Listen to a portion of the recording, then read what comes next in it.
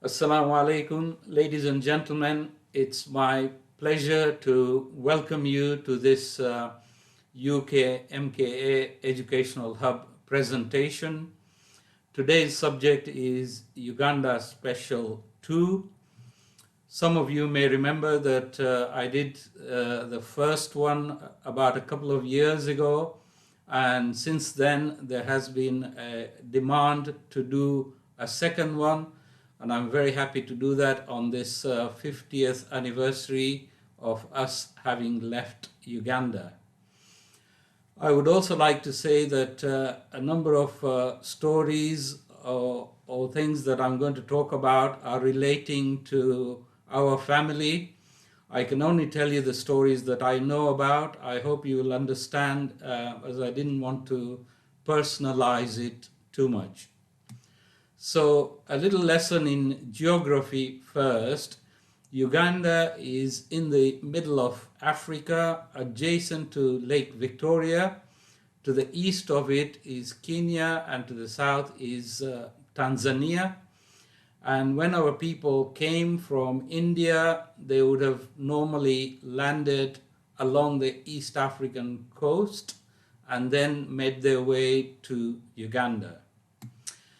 Now, where did they come from in India? Well, this is the map of India, and towards the west side is Gujarat. And if we enlarge that part, you can see this is the Gulf of Kutch. And to the north of the Gulf of Kutch is the Rann of Kutch. Rann means desert. So this is why we are called Kutchis, basically. And if we enlarge this part, this is where most of our people have come from, either Joria or Haryana or Bed, near to Jamnagar. They would have normally made their way from there up to Porbandar, which is where the ships or the sailboats normally left to go to Africa. And many of you will know that Porbandar is where Gandhi was born. I'm going to start by saying that this is my Nana, Tayyab Isaac, who was in Uganda around this period, 1901. That's when he came from India. Subsequently, he invited his cousin, Sumarjia, who is actually my dada, and we think that he came roughly around 1908. These were pious people, and just to show you an example, my Tayyab Nana was invited for the opening of the Nur-e-Islam Madrasa in Mombasa in 1948. And he would have made a 900-mile journey from Kabale, where he was in Uganda, to get to Mombasa, specially for this occasion. He was a very well respected person, and you can see his position in the front line here during the opening, and also here right at the front within the madrasa.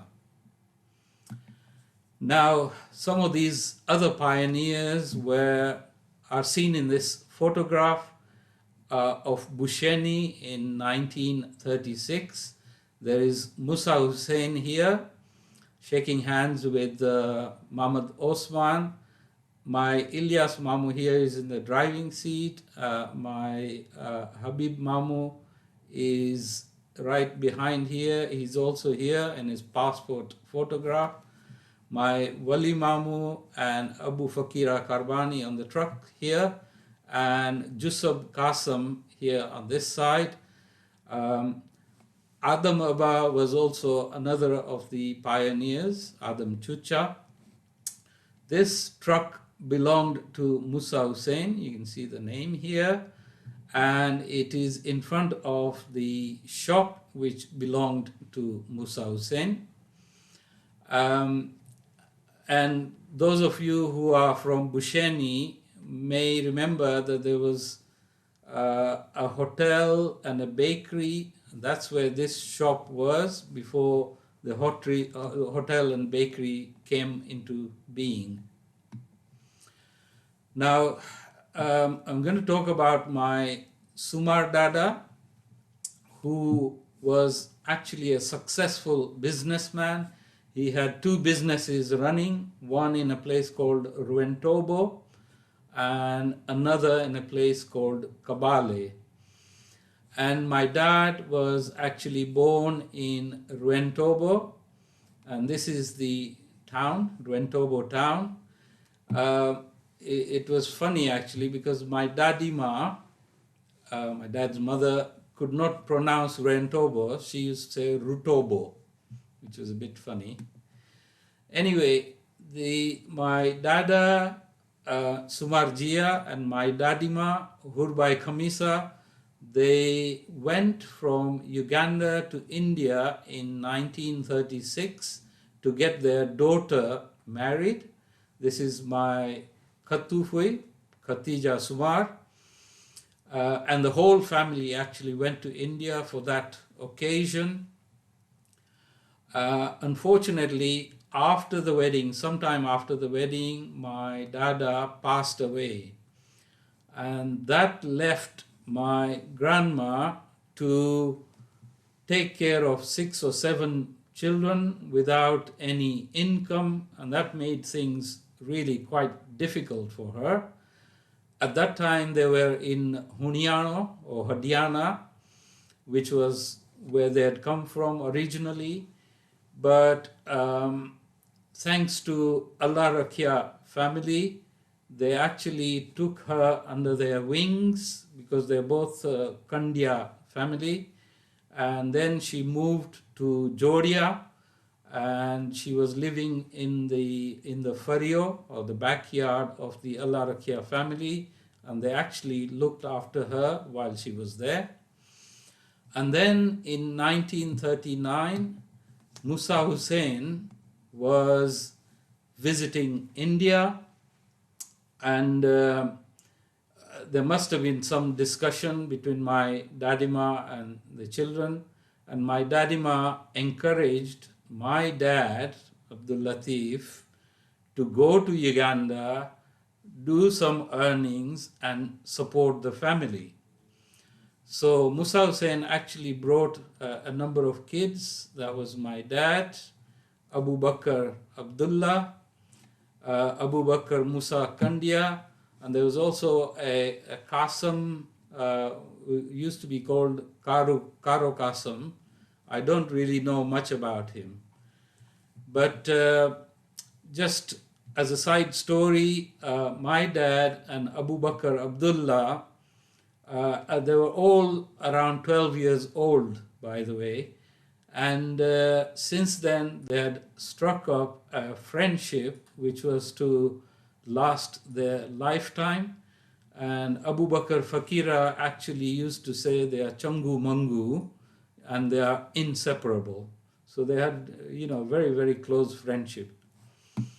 They came from India, we think, in one of these ships, because at the time there were 2 ships running from India. There was SS Karanja and SS Kampala. So around that time, the ships were running between Porbandar and Mombasa. However, when the war started in 1939, then the ships couldn't travel because they would get bombed. So then the sailboats came in, and in fact my Sakur Kaka, Abdul Sakur Sumar Bolia, came in 1944 on one of these sailboats, which was taking anything from 18 to 30 days to get to Mombasa. So a little lesson in geography again. In the earlier part of that century, people used to land in Tanzania and then make their way into Uganda. But as far as I know, a number of them actually came to Mombasa and then made their way into Uganda. And on the way, they would make a stop at Nyeri. Now, Nyeri was the place where there was a person called Osman Allu, and we think this picture may be from the 1930s. So he had a shop in Nyeri, and he was from Haryana, and he knew all of our people. So all of our people who came actually usually would make a stop in Nyeri before they carried on their journey into Uganda. And even till today, actually, this shop is still there. So once entering Uganda, they would go through Kampala, Masaka, Mbarara, and then they mostly settled in Busheni, this place here, or Kabale, or Katwe, or Kasese. And whilst in Busheni, a lot of our people lived and they were mixed, however, mixed in terms of their surnames, if you like. However, the people who lived in Katwe and Kabatoro were usually the Lota families. The only family that I know lived in Kasese was the Musa Punja Hakda family. And there was also a Ruzumbra, a small town here, which we are going to come back to, and that's where the Bolia families used to live. So here's a picture from Busheni in 1957. This is the Musa Hussein shop. This is Ibramba Abuba, who was visiting from Rhodesia at the time. Hussein Umar here, and Haji Akbar Musa. And adjacent to it was this property here, which was made of corrugated irons, the whole of it. It was not a solid property. Rauji Bhai Mistri used to occupy this part, and Mani Bhai Mistri on that side, and these are their respective wives. Normally, a shop would have a tailor in front. You can just make out one here, and people would buy their cloths in the shop, and the tailor would sew that immediately, that same day. That's how their businesses used to run. This is my Ilyas Mamu and Abuba again in front of Ilyas Mamu's shop. And normally in the backyard, you would see something like this, where two families would be living adjacent to each other. There would be stores here, and there would be a kitchen there. This particular house was occupied by Abu Taliba in Ruzumbra. So this is what Busheni looks like now. It's really grown quite big, including a second row of shops. But at the time when we lived, it was only just 2 rows of shops extending from about here to here. And if I enlarge that part, this is the Musa Hussein building. This is the A.F. Karbani building. This one is Abu Bakr Abdullah building. So it was just that row, and on the opposite side, Suleiman Hasim used to live in that property. That petrol station was Ajip at the time, AGIP. This is the Musa Hussein building, and you can see corrugated iron roof, which is what all the properties had, and that was very, very noisy when it rained.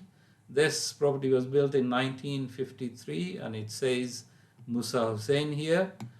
And the side view of that property shows that it was built on 2 levels, and that's why it was called a Meri, because it was the only property which had 2 levels.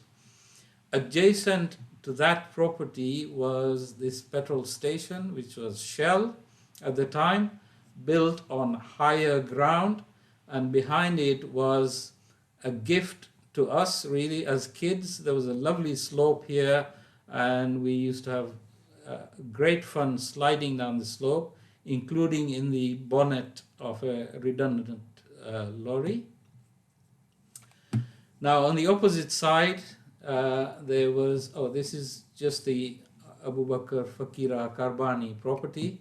On the opposite side was the property of Suleiman Hashim here. And if we went uphill from here, you would come to the water tank, which was the main water supply for the town.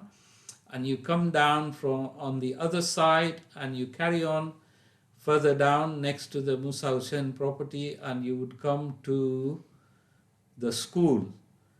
So this was the water tank, which was the supply of the Busheni township. And as we come down, we come to what was called the Indian Public School.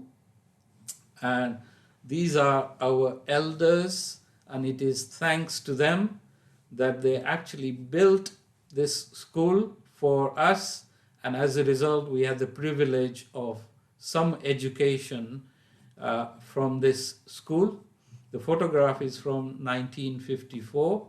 The first headmaster was Mr. Rana, who was also called the Gandio master for some reason. Anyway, he was subsequently replaced by Kasam sir, who not only taught in the school, but actually taught in the madrasa as well as being a very, very talented person and artistic. Next to him is Muhammad Kasam on his left and Hussein Umar Chitra on his right. Now from that school, we moved on. The girls' school was Buerayangi, and Gulsan Karbani and Zetun Bolia, they went to this school. And it's interesting, whenever you visit schools in Uganda, you always have these little snippets which are very interesting and educational. Of the boys, most of us subsequently went to a school called Ruyonza School, and you can see here in 1961 the photograph of this primary school. P6 was the class, and here is Alaraku, Mustafa, and Ghulam Ahmad. This was the class in the Ruyonza school. This is another school picture.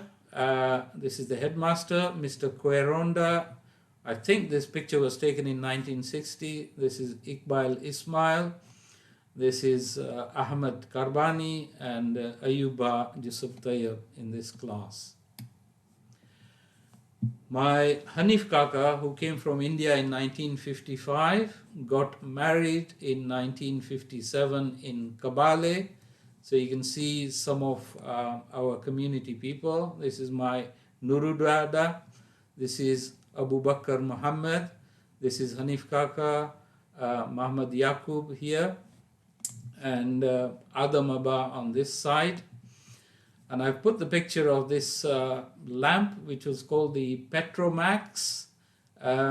This is what would light up one's main room, and then little lanterns would light up the bedrooms. We didn't have electricity in those days. And you can see here, even at a wedding, Majidba here carrying one of these Petromaxes. And you can see this kid here without any shoes, even at a wedding. Just interesting there. They did things in style. This is my same Hanif Kaka's wedding. The wedding party visited Lake Bunyoni, which is near Kabale. This is the third deepest lake, by the way, in the world. Here is an American car belonged to A.F. Karbani, who lent the car for the occasion. So here's Hussein Hassan, Muhammad Yaqub here, Hanif Kaka, this is my dad, Majid Ba, Abu Bakr Muhammad, Qasem sir, Muhammad Hussein, and Ibrahim Ba on that occasion. So independence came to Uganda on the 9th October of 1962. This is Milton Obote, who became the first prime minister. And celebrations took place in various places, also in Ambarara, that's him visiting Ambarara, and there was a school procession from the Aga Khan school, girls and boys. And if you have a keen eye, you will see this is Zainab Bolia, Jenu Bolia, and the brother Abbas Bolia. The celebrations also took place in Busheni. This is Musa Hussein, this is Joseph Tayyib Bolia, and this is Kader Bolia. This structure was built by Kasam sir. And if you carry west and northwards from here, about half a mile, you come to this picnic spot, which was the fish farm near Busheni. This is my Sakur Kaka, and this is Akram here at the fish farm at that time. And this is what it looks like now. Now, if you went further mile from there, you come to Ishaka Hospital, which was about 2 miles from Busheni. And the hospital was rarely used except for emergencies. However, it was used for any childbirth, and our mothers or ladies who were about to have a baby would have to go to this hospital. At that time, there were only 2 families who owned cars. That was the Musa Hussein family and the Karbani family. And they were always obliging when there was a need to go to the hospital. Remember, there were no taxis, no telephones, no TV, no electricity, and no fridges at the time. If we went further about 10 miles, we come to this tea factory, Chamhunga tea factory, and Yusuf Karbani here was the teacher at this Indian public school. So this is some of our young lads who did a school trip, and they still remember this school trip, and they're quite appreciative that Yusuf actually took them to this school trip. As we go further west and northwards from here, about 30 miles, so we come to a place called Bunyarguru, or we used to simply call it Narguru. So going back to the map here, from Busheni, we are going upwards, northwards, crossing this Kazinga channel, going left to Katwe and Kabatoro, and then come back and go to Kasese. So here is the enlarged map. So we come from Busheni up to Narguru, which is there. And then you carry on further and you cross this Kazinga channel, which joins Lake Edward to Lake George. And then that place is called Katunguru, well known for its smoked fish. As we progress further on and turn left, we come to Kabatoro, then Katwe, and then we'll come back and go to Kasese. Having gone to Kasese, we'll come back here to Narguru because I've got a story to tell, and this is the town of Narguru. Very, very important from my point of view, and we'll come back to it. So near Narguru, there is this interesting place. There are 2 crater lakes here. You can see at a different level, and the water has got somewhat different color separated by this land here. Very, very happy children, as you can see. Uganda has got something like 70 crater lakes, so it's very, very rich in its geography. Here's a little girl helping her mom carrying the baby. And when you go to the villages, you can see thatched roof. That's a common sight. Very, very happy children again. And you can see this implement here, which is called a fuko or a hoe.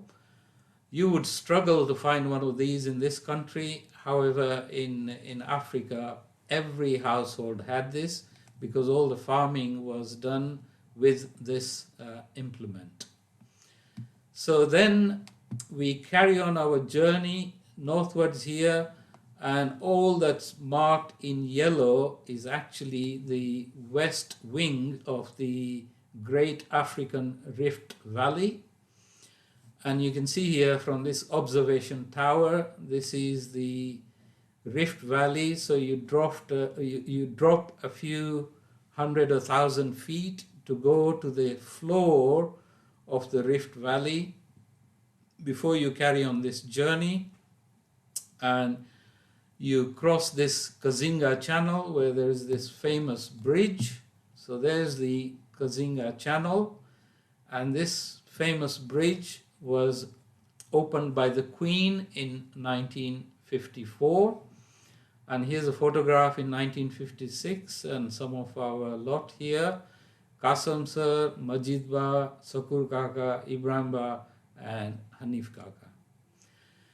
As we carry on further west, then we turn left and you enter the Queen Elizabeth National Park, and you can see all sorts of animals, including buffaloes. And if one is unlucky enough, it gets downed here. So this is Abu Bakr Muhammad, who lived in Katwe. This is Alaraku and Ayuba and all these people from Katwe, and they had gone for Sikar. That's what it's called. So you go for Sikar or hunting. And our community members used to go from Busheni to Katwe once in a while, usually about once in a year, to go for Sikar. But the target in those cases would actually be a deer rather than a buffalo. So Abu Bakr Muhammad lived in Kabatoro, and this is a picture from 2015, and this is actually the building they used to live in. Unfortunately, it's an abandoned property now. And our team here went to play volleyball in Kabatoro in 1969, and we actually won the match there. So going about 2 miles further on from Kabatoro, you come to a place called Katwe, where there is a salt pan. So this is another crater lake, but in this case it produces salt. A lot of our community members were in the transport business, and they used to take salt from here, going uphill here, which was actually a very steep hill, and at that time there was no tarmac. So you carry on from Katwe, join the main road, and you turn left heading towards Kasese. You pass this interesting point, which is the equator. And here's my Sakur Kaka standing proudly with his camera. And it is thanks to people like him who have given us the benefit of photographic memories from those days. This is the Musa Hussein family, also at the same spot. Now, as we carry on further, having turned left here, you come to Kasese. This is Kasese Town. And as far as I know, there was only one family who used to live there. This is the Musa Punja Hakda family. This is the late Hanif Hakda, and this is Anwar Hakda. So now we come back from Kasese back to this place, Narguru, where I told you I was going to tell you a story. So this was in Narguru, happened in around, we think, 1940 or 41. And I got this picture from the internet, and I cannot be sure, but I think this property is where this event may have taken place. The shop was owned by a Hindu family by the name of Chanchargar Gosai. His wife was Sombai and his daughter was Santi. So they used to live there, and they employed my dad in that shop. So he used to live with them. And he would have been only, we think, 13 or 14 years old at the time. Unfortunately, one night, armed robbers came to this place, and they were armed with machetes or panga, as they call it locally, and they actually hit Mr. Gosai, and unfortunately that was fatal. But they didn't stop there. They also hit his wife, Sombai, his daughter, Santi, and also my dad. And you can see this long scar on the left side of his forehead, which he had to live with for the rest of his days.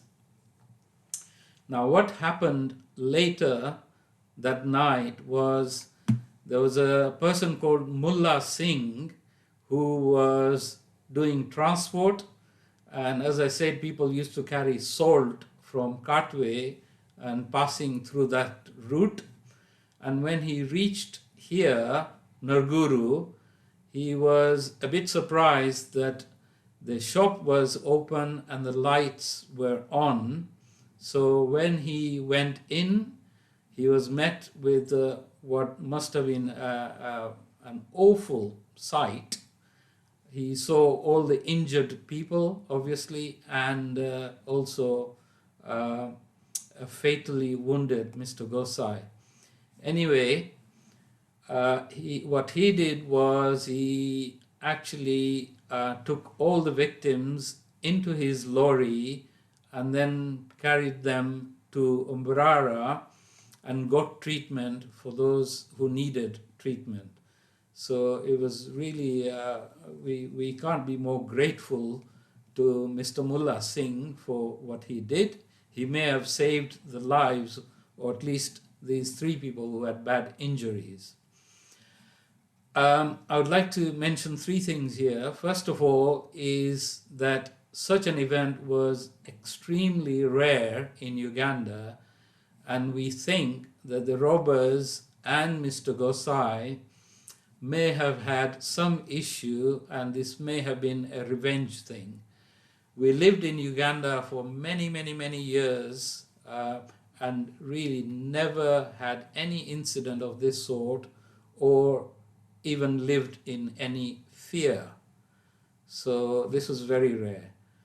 The second thing is I would like to just tell our youth to just imagine for a moment somebody who was 12 years old being given a responsibility in India and being told to go to a foreign country in Africa, earn money and send back home. And leaving for him without parents on his own in this continent must have been horrifying. But anyway, this is the sort of responsibilities these people took, and my father was no exception. In fact, a lot of young children who came actually had those sort of responsibilities. And the third thing I would like to say is that here's a Hindu family employing a Muslim boy and being saved by a Sikh family. And such was the harmony in those places, and religion was never an issue. So he brought them to this hospital in Umbrara, and this is where they got their appropriate treatment. So now from Busheni, we are going to move to Ruzumbra, a very small place around here. And depending on which route you take, you come across this scenic place, balancing rocks. This is a shop in Ruzumbra, and you can see a filling station here, a filling pump. There were no petrol stations as such, and a number of shops may have a filling pump in front of their shop. This is my Nuru Dada standing in front of this shop, which belonged to my Hanif Kaka, and then he subsequently moved into this shop. So around this period in Uganda, 66 to 72, there was some talk about Africanization, and the businesses that were owned by Asians had to give up 51% of ownership and only own less than half. And we began to have armed robberies happening in small towns. However, Busheni was never affected, and some people even considered patrols in Busheni to make sure that people were made aware if there were any robbers around. So in Ruzumbura, in 1966, I'll tell you a little story, but before I come to that, I want you to look at this photograph. This is Ahmed Jannar. This is my dad, and this is Prabhubai Mistry. And it was interesting, whenever they went to Kampala, any of our people actually, or anybody, they would make it a point to gather together, go to a studio, because small towns didn't have studios. So they would actually dress up and make a point to have a photograph. And for that reason, we are obviously fortunate that we have photographic memories of these people. This was Ruzumbura. There were about 7 shops here, and my Hanif Kaka used to be in this shop, and Mr. Prabhubai was on the end shop here, which is this one here. And unfortunately, one day we had robbers that came to this town, and I actually happened to be in this building here with my Hanif Kaka. And just to give you the perspective from, especially from my point of view, Mr. Prabhubai came to the side of this house and knocked on the window, and his words were, Hanif, Hanif, mari ghare chor ayo che. And I can still hear that voice very clearly in my head. And what subsequently happened, 5 minutes later, we heard a shot, and then another 2 minutes later, there was a car that whizzed from that shop with great speed. And what really happened was that Mr. Prabhubai got out of his shop and managed to go to each and every person living in that place, knocked on their windows, and alerted them that his shop was being robbed. Then, rather unfortunately, he walked back, and when he reached this spot here, he was unfortunately fatally wounded with the gun. And that event changed everything for us, and everybody moved out of this town, and in fact out of small towns, and started moving to bigger towns. So our families moved to Busheni. We actually lived behind that property here. And then what happened, even in Busheni, which actually was a small town, there was fear that this could be the next target. So there was unease in all the small towns, including Busheni. And as a result, most of our people, in fact, moved from Busheni to Mbrara, which was about 7 or 8 times the size of Busheni. And that was regarded as being quite safe, and it was. So having moved to Mbrara, our young kids would have gone to schools, Aga Khan School here, and the iconic staircase leading to the headmaster's office. The girls moved to Maryhill High School. So Jetun, my sister, and Sultana Karbani actually moved to Maryhill High School. And of the boys, we moved to another school. Come back to that. This is the high street in Ambrara. This was the roundabout in the middle of the town. Jetha Ismail building, 2 Shell petrol stations. That one belonged to Jetha Ismail. And as you come around here, you turn right and go about less than a mile. You come to this school. This is the Antare school in Ambrara, and many of us went to this school. This was the headmaster, Mr. Crichton, and that's me next to him. He had set very, very high standards for this school. And even to this day, the standing presidents who qualified from this school are Mr. Museveni, the president of Uganda, and Mr. Kagame, the president of Rwanda. And I'm sure Mr. Crichton must have been very disappointed that I didn't make it to be a president. So Mbarara was a very lively place, and there was always a yearly volleyball tournament. So here's the Mbarara team, which won in 1964. This is my cousin, Daud Ba, regarded as one of the top players in that team. And they would build a platform here to do the presentations of the trophies every year.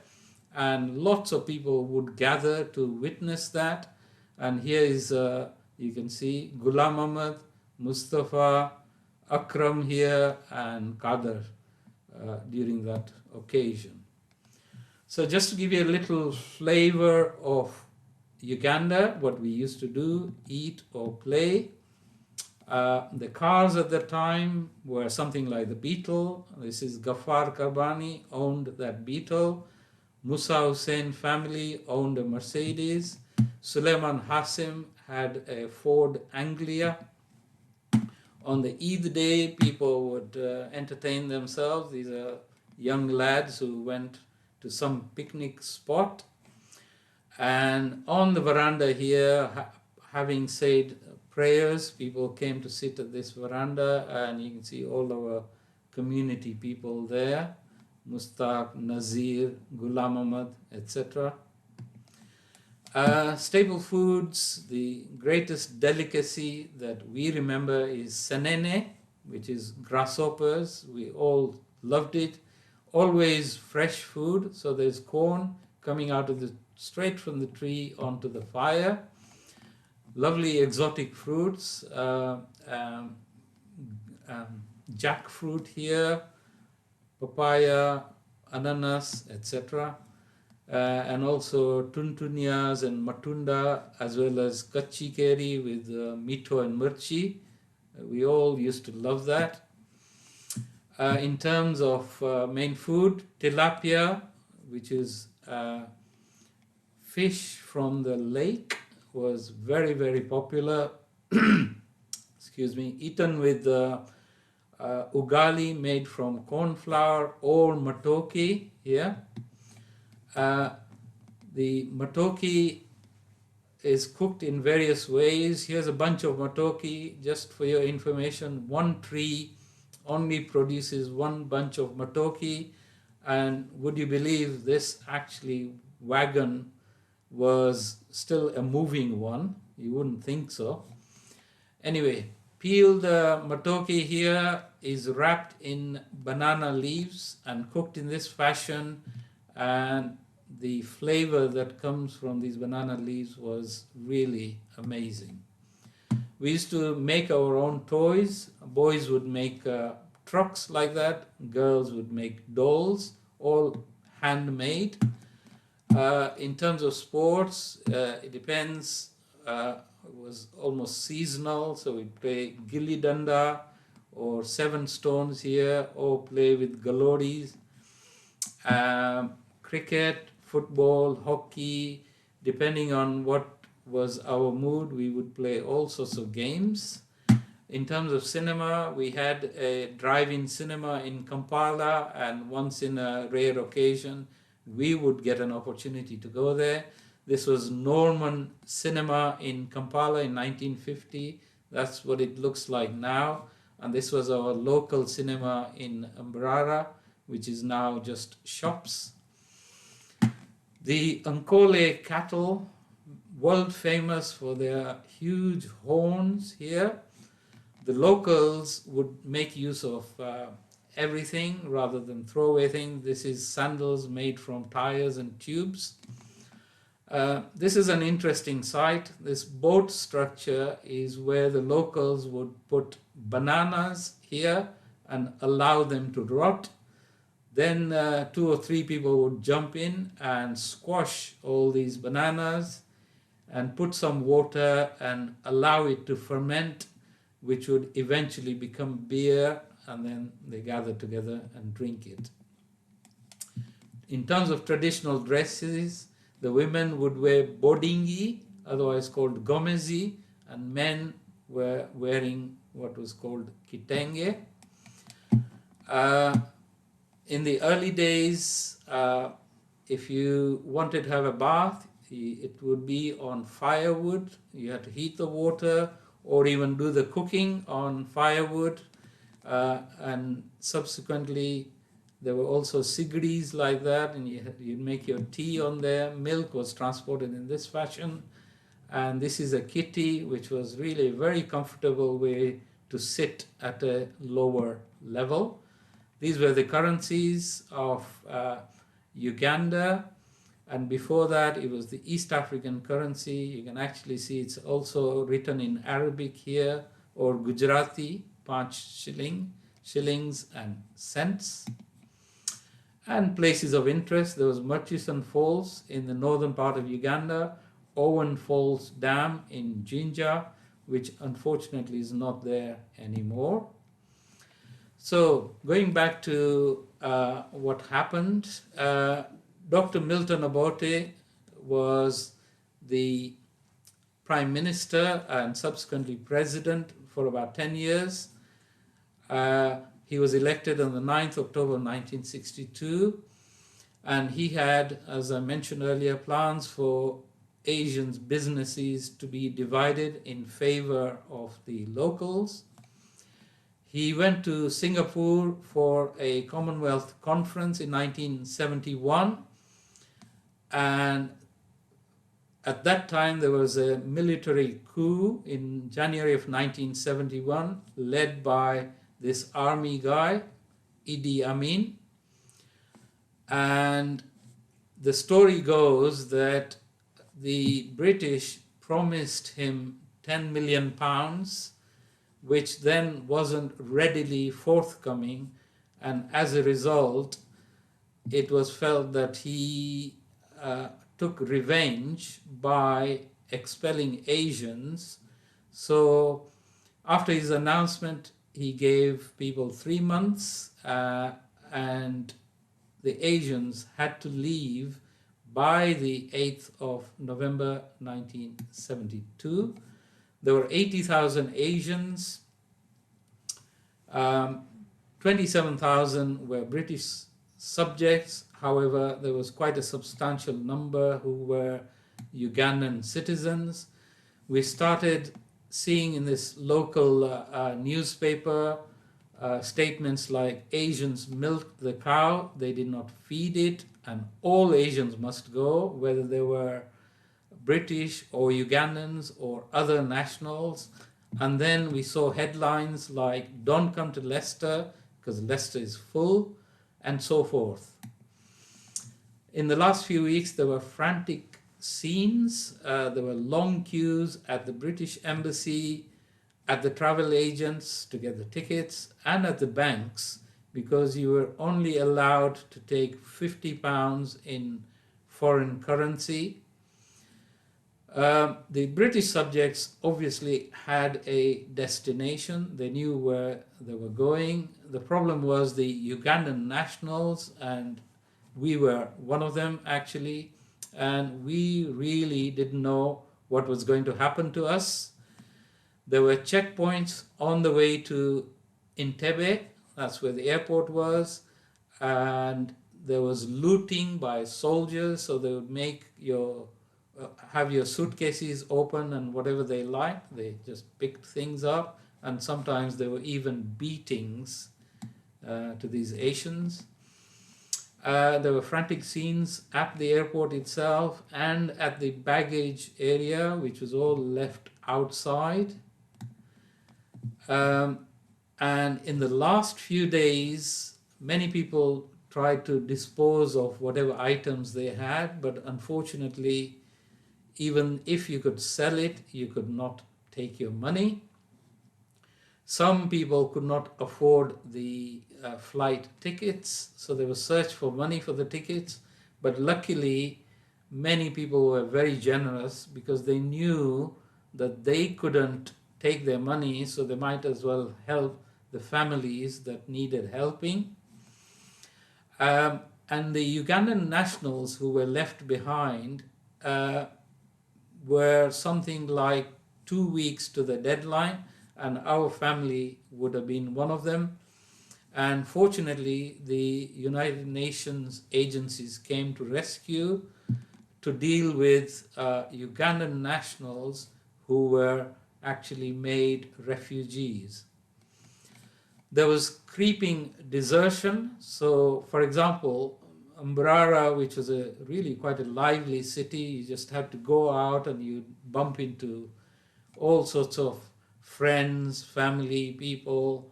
And suddenly, in the last 2 weeks, I remember walking through the streets and there would be absolutely nobody.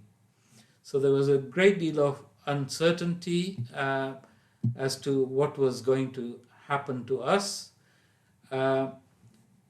Fortunately, these United Nations agencies were quite helpful, and when my dad went to Kampala, he was given a choice. Did he want to go to Italy or did he want to go to Belgium? And then he chose Belgium, and that's how we ended up in Belgium. And as I said, there were hardly any Asians left in the last few days, and the deadline was the 8th of November. So we left exactly on the last day of the deadline. So that is the end of our story and actually a new beginning for us. Thank you very much.